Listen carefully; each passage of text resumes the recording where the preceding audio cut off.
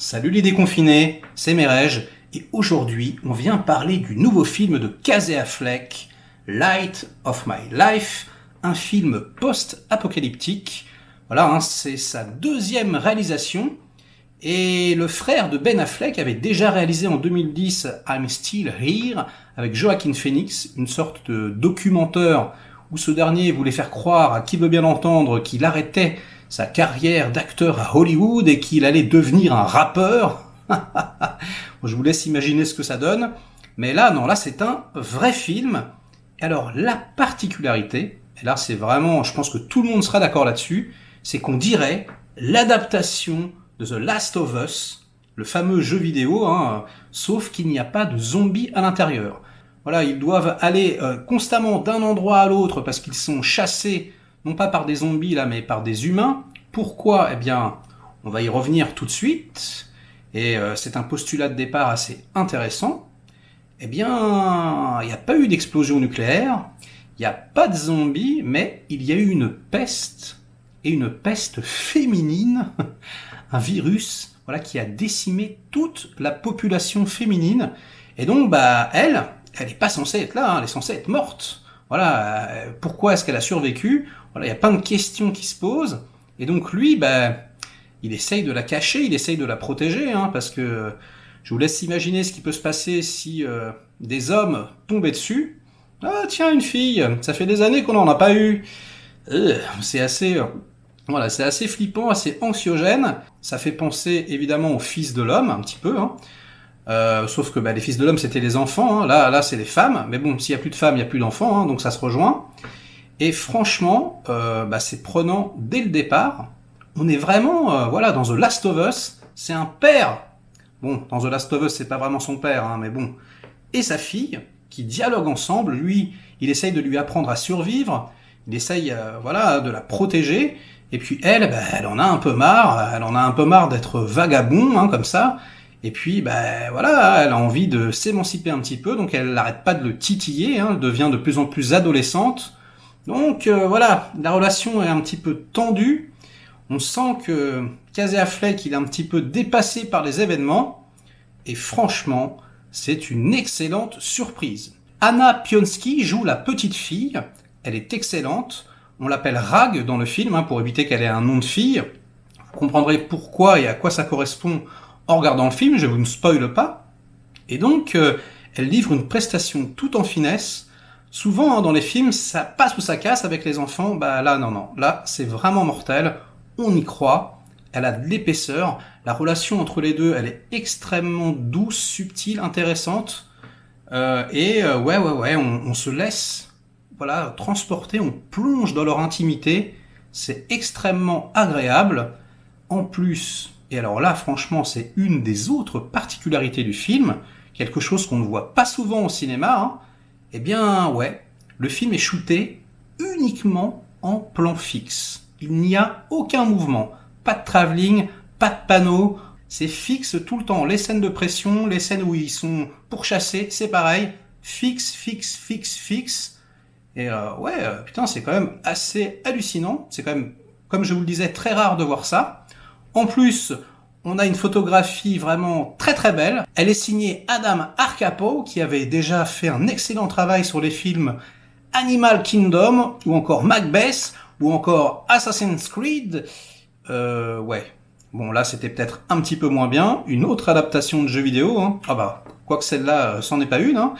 Et on va dire que là où c'est aussi extrêmement original, c'est que le format, il est presque en 4/3. Alors c'est pas du 4/3 tout à fait, c'est pas carré, mais c'est pas du 1,85 non plus, c'est entre les deux. Ça doit être le format qu'utilise Zack Snyder pour son Justice League Director's Cut. Et donc on est dans un truc, assez compressé.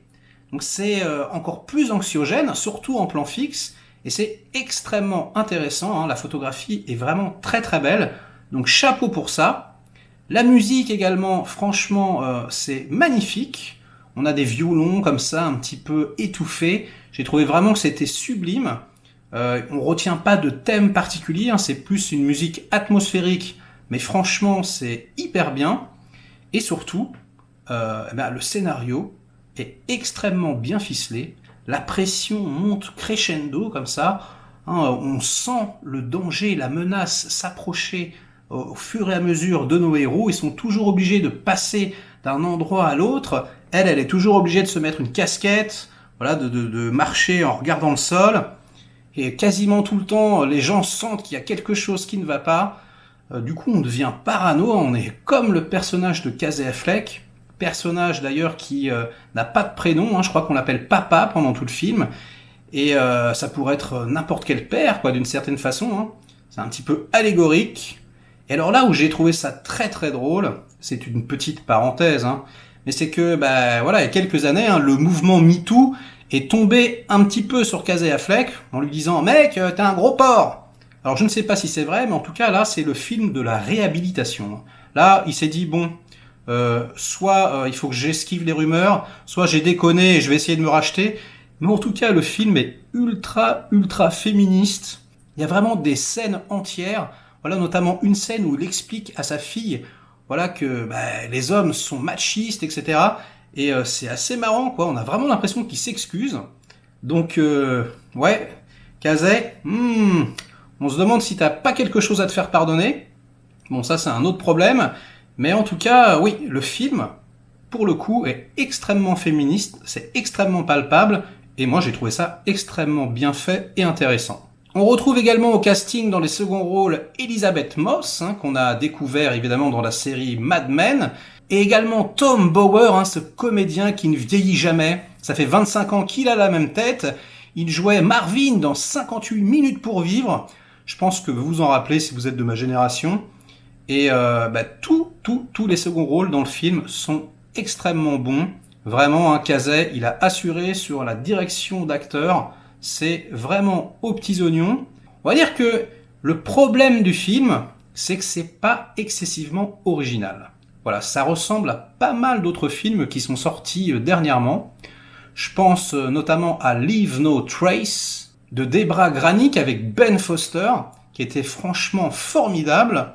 Il y a eu également un autre film avec Viggo Mortensen, exceptionnel, qui s'appelle Captain Fantastic. Je ne sais pas si vous l'avez vu, mais franchement, je vous le recommande. Donc là, bon, c'est pas post-apocalyptique, mais il se planque dans la forêt avec toute sa famille. C'est extrêmement émouvant, hein, mais c'est pareil, hein. C'est vraiment des films qui sont très très proches, déjà formellement et puis au niveau des thématiques soulevées. Et puis ça fait évidemment penser à un chef-d'œuvre, en tout cas en ce qui me concerne, hein, je trouve que c'est un chef-d'œuvre. Et là, les petits amis, si vous ne l'avez pas vu, je vous le recommande très très chaudement. Il s'agit de La Route de John Hillcoat avec encore, décidément, Viggo Mortensen. Et c'est un film absolument incroyable. Oh là là, d'une noirceur abyssale. Apparemment, c'est moins pire que le roman, mais moi, je n'ai pas lu le roman. Et donc, tous les films que je viens de vous citer, ils sont quand même meilleurs, voilà, que celui-ci. Mais Light of My Life, c'est quand même un excellent film. Franchement, vous allez passer un très très très bon moment. Moi, hein, dans la salle, bon, on était 7. Hein. Mais bon, c'est pas grave, hein. Vous serez pas embêtés comme ça. C'est pas très difficile, hein, d'ailleurs, de garder le masque. Hein. Franchement, ça va. Il n'y a pas de problème là-dessus. On prend vraiment une petite claque quand même. Hein. C'est pas, voilà, hein, c'est pas un retourné, mais franchement, c'est très intéressant. Donc, on va dire que pour un deuxième film ou pour un premier vrai film, Casey Affleck s'en sort très bien. C'est très intimiste. Et justement, moi, je trouve que arriver à tenir sur 2 heures une simplicité comme ça, étirer cette simplicité, eh bien, il faut avoir un peu de bouteille. Et je trouve que ouais, c'est pas si évident que ça. Hein. Quand on commence le cinéma, on a parfois très très envie de partir dans toutes les directions. Et là, non, c'est vraiment tout en retenue, tout en finesse. Donc je pense que vous allez prendre énormément de plaisir en regardant ce film. Moi, j'ai trouvé ça vraiment très très bon. Je vous encourage à le découvrir. Ça sera tout pour aujourd'hui. Likez, délikez, inondez-moi de commentaires pour faire marcher le petit robot YouTube. Et si vous n'êtes pas encore abonné à ma chaîne, eh bien abonnez-vous les petits cocos. C'est le moment. Ciao les déconfinés et à très vite.